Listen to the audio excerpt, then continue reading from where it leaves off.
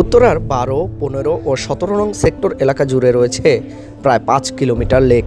বিশাল এলাকা জুড়ে সরকারি জমি থাকলেও নেই কোনো চিত্ত বিনোদনের কোনো ব্যবস্থা। স্থানীয়দের দাবি, সরকার বিশাল এলাকা জুড়ে জমি অধিগ্রহণ করেছে বহু আগে। এখানে বসবাসরত বিশাল জনগোষ্ঠীর চিত্ত বিনোদনের জন্য কোনো ব্যবস্থাই গ্রহণ করা হয়নি।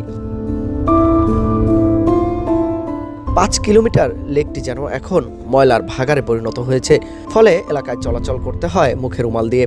লেকটা আগে যে পরিবেশ ছিল, পাশ দিয়ে মানুষ হাঁটতে পারতো না।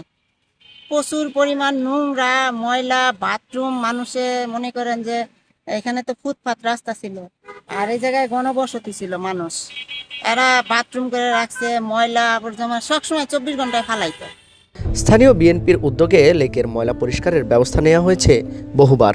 টনকে টন ময়লা অপসারণও করা হয়েছে, তবে অবৈধ দখলে সেটিও বাস্তবায়ন সম্ভব হচ্ছে না। বাংলাদেশের নবনির্বাচিত প্রধানমন্ত্রী উনি এই ডোবা, নালা, খাল এটার পরিকল্পনা পূর্বেই নিয়েছে। দীর্ঘ ৫৪ দিন কাজ করে আমরা এটার ময়লা প্রায় ৪ কিলোর কাছাকাছি ময়লা আবর্জনা পরিষ্কার করে আপনারা দেখতে পাবেন দুই পাশে ওয়াকওয়ে ছিল, যে ওয়াকওয়েগুলো প্রায় বন্ধ হয়ে গিয়েছিল।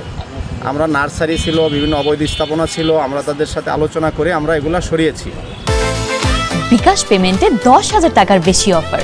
শপিং চলছে তো। এখন নির্বাচনের দীর্ঘ একটা সময় গ্যাপ যাওয়ার পরে আমরা এই ডোবা এবং এই নালা এসে লক্ষ্য করলাম দুই পাশ থেকে আবার ব্যাপক ময়লা আবর্জনা আবার এখানে বেশ কিছু জায়গায় জমে গেছে। তো আমরা ঠিক যেখানে দাঁড়িয়ে এখন কথা বলছি, ওইটার হাতে ডান পাশে একটা শিশুদের জন্য আমরা বিনোদন কেন্দ্র গড়ে তুলছি। প্রায় কাজ শেষ পর্যায়ে, কিছু কাজ বাকি, এবং এই পরিষ্কারগুলো আবার আমরা করে আমরা এটা প্রাথমিকভাবে এটার আমরা উদ্বোধন করব ইনশাল্লাহ। পাশাপাশি দুই ধারে আমরা সৌন্দর্য বর্ধনের, মানুষকে বসার জন্য বসার জায়গাগুলো বানাচ্ছি, গাছ লাগাবো। স্থানীয়দের দাবি, লেকটি পরিষ্কার করে চিত্ত বিনোদনের ব্যবস্থা করে দিক বর্তমান সরকার। পরিষ্কার শেষে আমার মনে হয় উত্তরাবাসী আমরা যারা আছি তারা বিকালবেলা ফ্যামিলি নিয়ে ঘুরতে পারবো, এবং এখানে কিছু জায়গা আছে যেখানে আপনার বিনোদন কেন্দ্র তৈরি করলে আমরা ফ্যামিলি নিয়ে, বাচ্চা কাচ্চা নিয়ে আমরা বিকালে এখানে ঘুরতে আসতে পারবো। এবং এই আশেপাশে যে বস্তিগুলো আছে, এখানকার অসহায় যে বাচ্চাগুলো আছে, তারা ফ্রিতে এখানে সময় কাটাতে পারবে, খেলাধুলা করতে পারবে। পরিষ্কার তো অনেক সুন্দরভাবে হয়েছে। তারপরে মনে করেন লেকের যে আপনার এই যে কাজটা যদি বসার মতো যদি কোনো ব্রেঞ্চ বানানো যায় তাহলে সুন্দর হবে, বসতে পারবে, ফ্যামিলি সহ এসে বসতে পারবে, আর আপনার ওরা মনে বসে একটু রেস্ট নিতে পারবে, যেন এই ব্যবস্থাটা যেন করা যায় গুরুত্ব। ঢাকা ১৮ আসনের সংসদ সদস্য জানান, হাতির ঝিলের আদলে চিত্ত বিনোদনের জন্য সব ধরনের ব্যবস্থা নেওয়া হবে খুব দ্রুত সময়ের মধ্যে।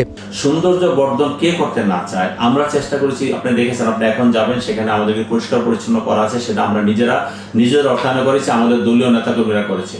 তো আমি আশা করি আমরা হাতিঝিল দেখে দৃষ্টিনন্দন, যে হাতিঝিল মানুষ দেখে খুব খুশি হয়, মানুষ সেখানে ঘুরতে যায়, বেড়াতে যায়। আমরা এখানে আমাদের সেই সুযোগ আছে, আমরা সময় করে আমরা সেই কাজগুলো করবো। মানুষের বেড়ানোর জায়গা বা মানুষকে ফ্যামিলি নিয়ে আধা ঘন্টা ১ ঘন্টা টাইম পাস করার জায়গা বাংলাদেশে খুবই কম আছে। শুধু ঘরে বসে থাকি, কিন্তু মানুষের তার দৈনন্দিন জীবনে কাজের পাশাপাশি ঘরে বসে থেকে তার আরো বিরক্তি ভাবটা সরানোর জন্য মানুষকে বাইরে ঘুরে যেতে হয়, ভালো পরিবেশে যেতে হয়। সেই পরিবেশটা তৈরি করার জন্য আমি সর্বোচ্চ চেষ্টা করে যাব, এবং আশা করি সেখানে যেভাবে আমরা কাজ করে যাচ্ছি এবং আমাদের যে চিন্তা চেতনাকে ধারণ করতেছি, আমরা মানুষের জন্য সেই কাজটা করতে পারবো। বিনোদনমূলক কিছু করার জন্যই আমরা সেখানে রাজুকের সাথে আমি কথা বলেছি, ইনশাল্লাহ সেটা আমরা খুব অল্প সময়ের বাস্তবায়নের দিকে যাব। দীর্ঘদিন থেকে অযত্ন আর অবহেলায় পড়ে আছে উত্তরার ৫ কিলোমিটার লেক। স্থানীয়দের দাবি, লেকের ময়লা পরিষ্কার করে চিত্ত বিনোদনের জন্য নেওয়া হোক ব্যবস্থা, যাতে দিনের কিছুটা সময় পরিবার নিয়ে কাটানো যায় মনোমুগ্ধকর পরিবেশে। আল আমিন, কালের কণ্ঠ।